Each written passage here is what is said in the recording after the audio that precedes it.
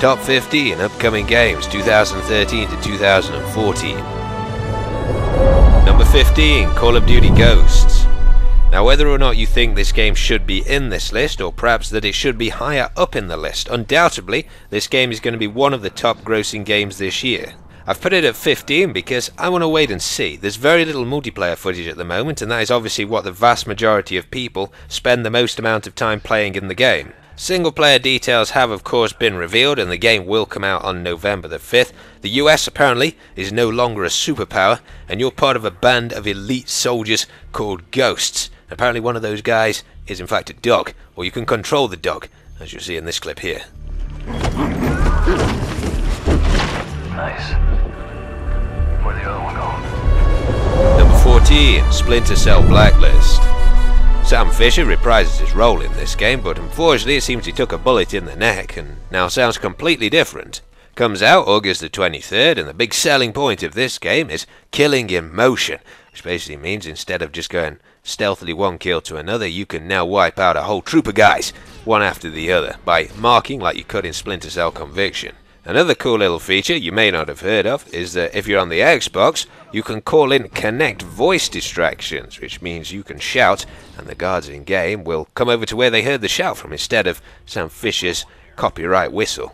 As for the single player story, the Blacklist is a series of planned attacks on the USA, and instead of 3rd Echelon you've been upgraded to 4th Echelon, and you've got to stop these attacks. The multiplayer sees the return of the coveted Spy vs Merc mode, which compared to the NPC modes in Conviction etc. was incredibly good. Number 13, Dead Rising 3. As you can see, the fictional city of Los Perdidos has got something of a zombie problem, which you, Nick Ramos, are going to fix. Game comes out at some point in November this year and is an Xbox One exclusive. Some of the new things, which in this game but not in the previous, you can now craft on the run. The guy you're playing is a mechanic, so if you wanted to make yourself a broom saw and you find a broom and a saw, that's how you make one. You can just kneel down and get that job done. It is a completely open world city like Grand Theft Auto is, and you've got to escape it before a military strike comes there. So the game gives you a lot more freedom on the next generation of consoles than the previous games did.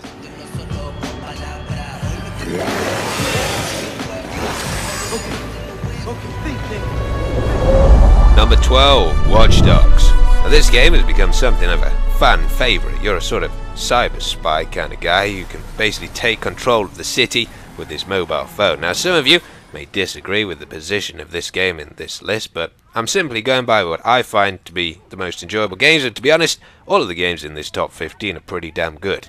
Game comes out November the 19th and is billed as an action-adventure stealth video game set in an alternative reality Chicago, where there's a supercomputer and those in control are, suffice to say, abusing it. But that's how you get to take control of all these things in the city, because they're all linked together. So you can use your phone to check people's bank details that you can see. You can use it to malfunction equipment in the trailer. You sort of used it to hack traffic lights and cause a massive pileup before eliminating one of the targets. Get out! Get out! Stay low! Number 11, Assassin's Creed Black Flag. So once again, you're a member of the Kenway family, and one who perhaps enjoys a little more unconventional fun than the rest. He's a pirate. Does that mean that we're now playing as the bad guy, or is he still the good guy, or I guess on October the 29th we find out. Turns out that Pirate Kenway has got a few friends, aside from sharks of course, like Blackbeard. So if you're a fan of pirates, I don't know who is a fan of pirates, but if you are a fan of pirates, I'm sure you'll see some of your favourites in this game. The game is supposedly broken down 60% on land gameplay and 40% ship gameplay. Now that means that you'll be sailing between 3 of the major ports in the game, which are Harrington, Kingston, and I think the last one's called Nassau. But basically you've got both land and naval exploration in this game, including, controversially for some people, whaling. So if you fancied a bit of whale, then you can now have a bit of whale.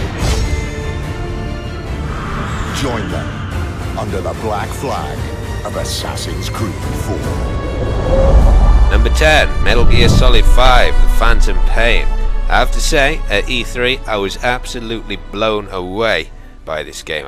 It just came completely out of the blue. Comes out 2014 at some point for both the current and future generation of consoles. Now the game is supposedly split into two parts. The first part, Snake is infiltrating a Black Ops site in Cuba to extract a couple of prisoners, and I think that part is called Metal Gear Solid Ground Zeroes, and that was what a lot of people thought the title of this game was actually going to be. But the second part, the Phantom Pain part I guess, is set during the Afghan-Soviet War, of course in Afghanistan. The game is completely open world, you can attack objectives as you please in it, and if you're a fan of the previous games, there are some new but also some old faces returning, notably Snake's enemy Ocelot, who's now sort of his friend, voiced by Troy Baker, who of course voiced Joel in The Last of Us, and also Booker in Bioshock Infinite, so it seems like they're pulling out all the stops for this game.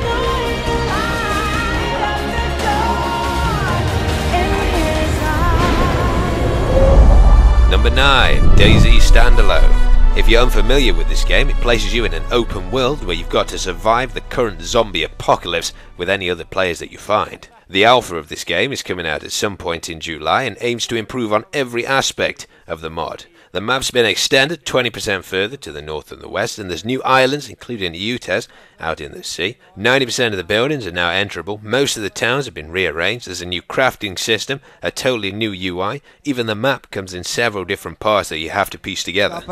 So there is, we've got military bases nearby. I mean, it's a 260 square kilometer map. Number 8, Arkham Origins. Game set 5 years before Arkham Asylum, which was probably one of my favourite games ever made. As you would imagine, when the game comes out on October the 25th, you'll be playing as Batman, and he's brought with him a whole new set of tools, including the Batwing, which you can now use to travel from one place to another. Of course, Arkham City was pretty open world, and it seems like the world in Arkham Origins is going to be even bigger, so that's how you get from one place to another. There's also the Batclaw, which allows you to attach two enemies together. And as well as that, Batman now has some new detective skills, which lets him recreate crime scenes and solve puzzles by using that info. It's also worth noting that everybody's favourite voice actor, Troy Baker, is making a return in Arkham Origins as the Joker. He was of course in Arkham City, both Harvey Dent and Robin, and a whole host of other characters as well.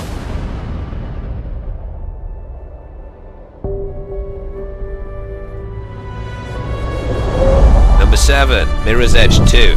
Now so far, this is the only footage we've got of Mirror's Edge 2, made of course by DICE, confirmed to be coming out at some point in 2014, but I cannot wait for this game, because the original Mirror's Edge, with its free running through a futuristic, super clean looking city, was just, it was so different to every other kind of game, that when you reprise your role in this as Faith, I'm almost guaranteed it's going to be a good time.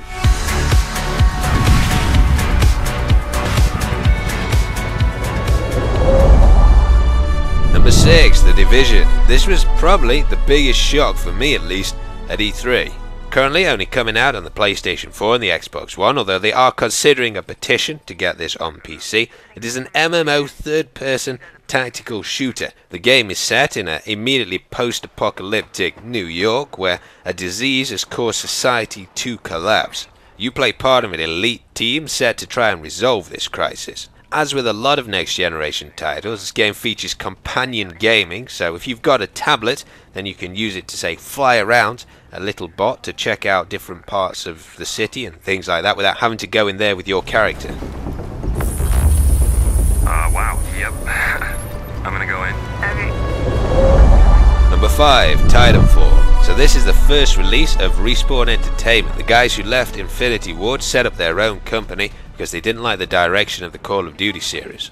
The game is said to come out Q1 2014 for the Xbox One and PC. It's multiplayer only with single player elements, which is actually quite a good thing because that usually means the multiplayer is going to be very refined. As you can see, you can either play as free running pilots or inside agile mech walkers, so Colonel Quadrich, eat your heart out.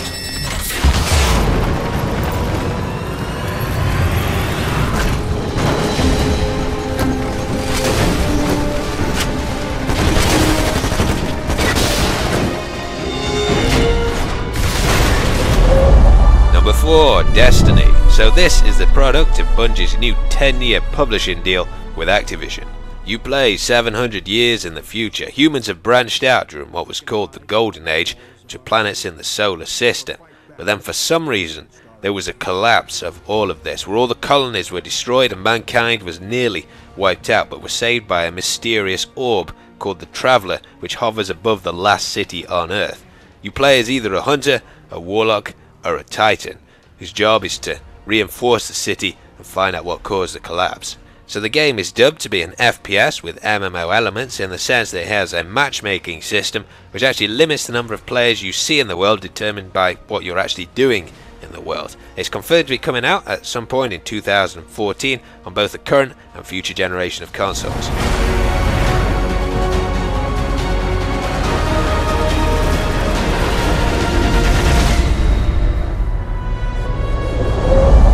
Number 3, Battlefield 4. I don't think I have ever felt such anticipation for an upcoming multiplayer shooter. Battlefield 3 obviously contains some flaws, but now that this game is on the future generation of consoles and PC and the past generation, it could well become the definitive Modern Warfare shooter. It comes out on October the 29th and, to be honest, features everything that should have been in Battlefield 3. A new commander mode, the ability to swim underwater, counter knives, Frostbite 3.0 destruction. As you'll see in this video, this whole tower gets destroyed once the underlying pillars are taken out. You can also play as female soldiers, and you play as 3 factions: the US, China or Russia. From what I've seen, both vehicle and infantry gunplay is a whole lot more satisfying as well.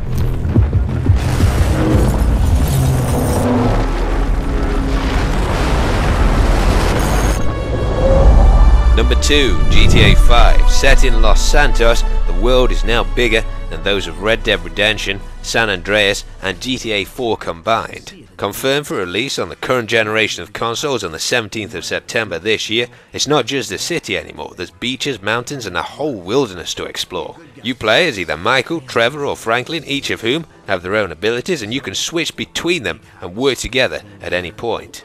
If you want something different from the main story, you can of course indulge in all the extras: yoga, jet skiing, base jumping, golf, scuba, gym. You can pretty much do what you would do in any city. If you get bored, which is unlikely, why not buy yourself some property?